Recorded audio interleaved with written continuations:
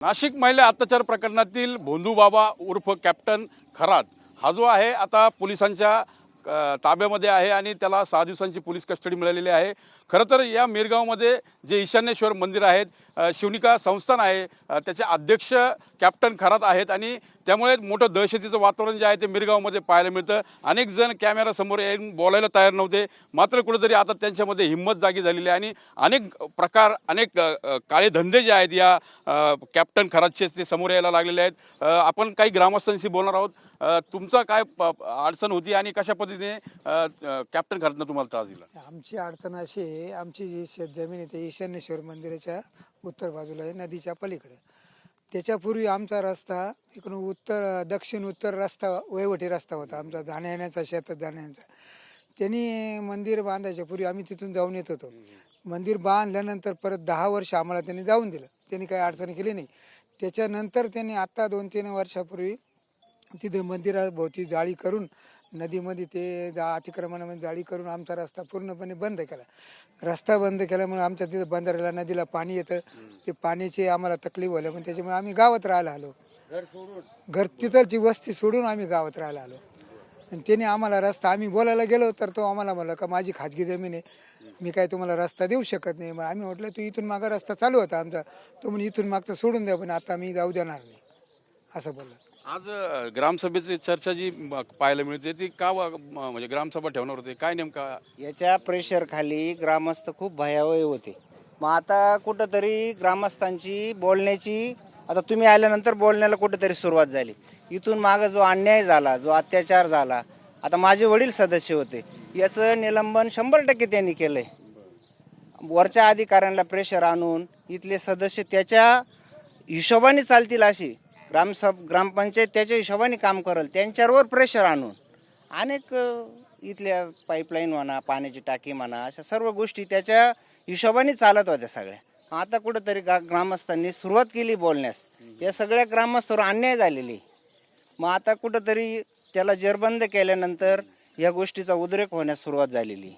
आपण बघितलं आता हे मिरगाव जे आहे त्याच्या महिलाच्या शोषणामुळे आता कुठंतरी त्याच्यावर म्हणजे त्याच्यावर आरोप होत आहेत किंवा जे समोर येत आहे काळे गोरे धंदे त्यामुळे कुठंतरी बदनामी गावाची होती असं वाटतं का? आणि जे ईशान्येश्वर मंदिर आहे त्याबाबत ग्रामस्थांची भूमिका काय? 100% बदनामी होती। आमच्या नातेवाईकांचे वगैरे फोन येत आहे, तर आम्ही त्यांना इथून मागं दर्शनासाठी बोलवत होतो, परंतु हा प्रकार उघड झाल्यानंतर आता काय त्यांना सांगायचं काय?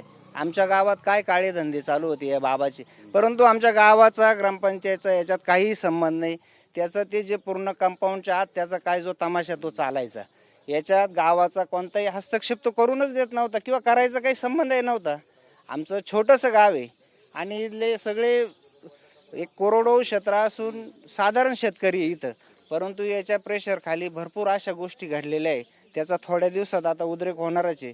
अनेक ग्रामपंचायत सदस्यांना त्रास देऊन, गावातल्या सर्व सदस्यांना त्रास देऊन अनेक खोट्या केसेस दाखल केल्या। MSBC अधिकारी ज्यांची इच्छा नसताना आज जे अधिकारी स्वतःहून ज्या लोकांवर आरोप झाले, ज्यांना जेलमध्ये ठेवलं, त्यांच्याशी संपर्क साधता साहेब आमचं याच्यात म्हणजे आमचं याच्यात काही कुठली नव्हती, पण आम्हाला वरचा प्रेशरच एवढा होता, त्याच्यामुळं आम्हाला ह्या गोष्टी कराव्या लागल्या।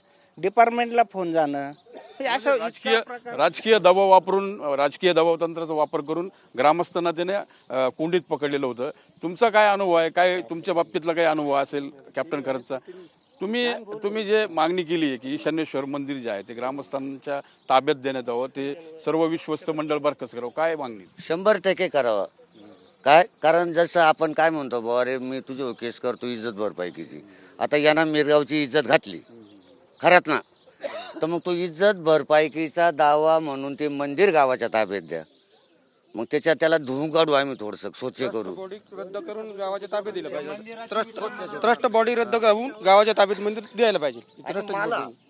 मला त्याचा कुठला काही त्रास नाही, त्याची माझी ओळख नाही, झालं एकदा दोनदा भांडणं त्याचं माझं, असं दारू पिवलं होतो मी, पण ते काही नाही।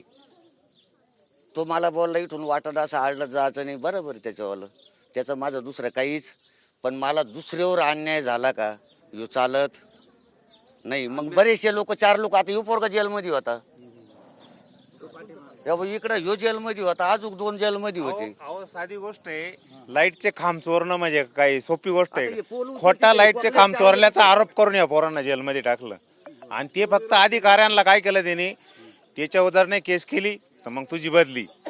आता कलेक्टर सारखे लोक त्याचे पाय धुवायला यायचे, तेव्हा आमच्या सारखे सर्वसामान्य लोकांचं काय चालणार आहे तिथं. प्रत्येक शनिवार रविवारी आपल्या महाराष्ट्रातले असे काही मोठे मोठे कलेक्टर, मोठे अधिकारी, आता समजा अमित शहा सारखे माणूस त्याच्या मांडीला लावून बसता आमच्या सर्वसारखे. आणि जमिनीचे जे आमच्याकडे भाव होते 10-15 लाख रुपये एकर, येणे रातोरात कोणाला न कळता. आता समजा एखाद्याला जमीन विकायची, येणे रातोरात ती खरेदी, मी तुला 20 लाख देतो. आता हा आमचे संजू भाऊ, त्यांच्या भावानी एक जमीन घेतली होती, 60 खत झालं होतं, 8 लाख रुपये दिले होते. ते पैसे परत देऊन ती जमीन तिने रातोरात खरेदी केली. आणि ती हरिजन समाजाची, त्याच्या 99 वर्षाचे करार असतात, त्याच्या खरेदी होत नाही. मग याच्या दबावाखाली ना त्या अधिकाऱ्यांनी कसं काय ते उलटवलं, कसं काय खरेदी झाली. म्हणजे खरेदीत देखील गैरव्यवहार झाला. जो टाकी तुम्ही म्हणे पळवल्याचा विषय होता, काय नेमका तो विषय समोर आला? टाकी पळावल्याचं म्हणजे आता त्या मंदिराच्या बॅक साईडला एक हिंगे वस्ती आणि शेळके वस्ती, एक 100 कुटुंबाचं एक वस्ती आहे त्या ठिकाणी. तर त्यांनी वरच्या लेवलचा दबाव, आता ग्रामपंचायत लेवलला कसं असतं, पूर्ण माहिती राहत नसते. सदस्य 5 वर्षांनी निवडून येतात, कधी कधी 2.5 वर्षात पण नवीन येऊ शकतो एखादा खाली झाल्यानंतर. तर तो दबाव तंत्र वापरून ग्रामपंचायतच्या जे काही मागणीनुसार त्यांनी टाकीचं मागणी झाली, परंतु ती शेळके वस्तीसाठी किंवा हिंगे वस्तीसाठी उभारलीच नाही. त्यांनी त्यांच्या संस्थांमार्फत तिथं त्यांच्या जागेत उभारली. परंतु त्याला जे पाणी येणार होतं ते योजनेचं पाणी समजा त्या टाकीत आलंय, तर परंतु त्या ज्या शेतकऱ्याला पाणी कमी पडतं तो तिथून आणूच शकत नव्हता, कारण ते पाणी संपूर्ण त्याच्या क्षेत्रासाठी वापरण्यात येत होतं. म्हणजे एक नाही अनेक किस्से जे आहेत ते या बंधू बाबाचे समोर यायला लागले. तुम्ही म्हटलात की तुम्हाला जेलमध्ये जावं लागलं, काय नेमका प्रकार होता? आम्ही पहिले एक 50-55 पोरं एकत्रित येऊन तिथं मंदिराचं एक श्रद्धास्थान भगवान शंकराचं देवस्थान या हिशोबाने आम्ही तिथं स्वयंसेवक म्हणून काम करायचो महाशिवरात्री आणि श्रावणी सोमवारी. पण आमच्या या सगळ्या टीमच्या ज्यावेळेस लक्षात आलं की इथं काहीतरी वेगळाच प्रकार चालतोय, आम्ही तिथं जाणं बंद केलं आणि त्याच्या विरोधात आवाज उठवण्याचा प्रयत्न केला. तर त्यांनी शोधलं, गावातल्या काही लोकांना हाताशी धरून शोधलं का हा कसं काय आवाज आपल्या विरोधात उठवायला लागला. तर त्यांनी मग माझ्यावर खोटे नाटे 2-3 आरोप केले आणि मला सेंट्रल जेलला पाठवलं. तर त्यावेळेस माझ्यावर इलेक्ट्रिसिटीचा गुन्हा दाखल केला. ते MECBचे साहेब म्हणत होते का याच्यामध्ये असा गुन्हा आपल्याला दाखल करता येत नाही, पण त्याला सांगितलं तुझी बदली करू, असं करू तसं करू. त्याच्यावर दबाव वापरला. पोलीस स्टेशन म्हणे आम्हाला अशी केस दाखल करता येणार नाही चुकीची. त्यांच्यावर पण SP साहेबांना हाताशी धरून त्यांच्यावर पण दबाव आणला आणि मला सेंट्रल जेलला टाकलं. किती वर्ष तुम्हाला जेलमध्ये राहावं लागलं? मला पहिले सुरुवातीला 9 दिवस आणि नंतर 2 वर्षाचा गॅप जाऊन परत 11 दिवस. म्हणजे त्याचे कारनामे उघड करण्याच्या रागापायी त्याने या अशा युवकांना जेलमध्ये टाकल्याची उदाहरणं देखील समोर आलेली आहे. खरं तर मिरगावमध्ये कॅप्टन खरातची इतकी दहशत होती का समोर यायला कोणी तयार नव्हतं. मात्र आता त्याला जेरबंद करण्यात आलेलं आहे. त्यामुळे कुठेतरी एक हिंमत जी जागी झालेली आहे ग्रामस्थांमध्ये आणि त्यामुळे ते आज आपल्या समोर येऊन बोलतायत आणि आपल्या भावना व्यक्त करतायत. खरं तर या परिसरातले कोट्यवधीच्या जमिनी ज्या आहेत त्यांनी गैरमार्गाने आपल्याकडे खेचलेल्या आहेत. अनेक ठिकाणी त्याचे भूखंड असल्याचं समोर आलेलं आहे. त्यामुळे आता या कॅप्टन खरातवर पुढच्या काळामध्ये आणखीन कारवाई कशा पद्धतीने होते हे पाहणं महत्त्वाचं ठरणार आहे. कॅमेरा पर्सन अमित सह, मी मनोज गाडकर, TV9 मराठी, सिन्नर, अहिल्यानगर.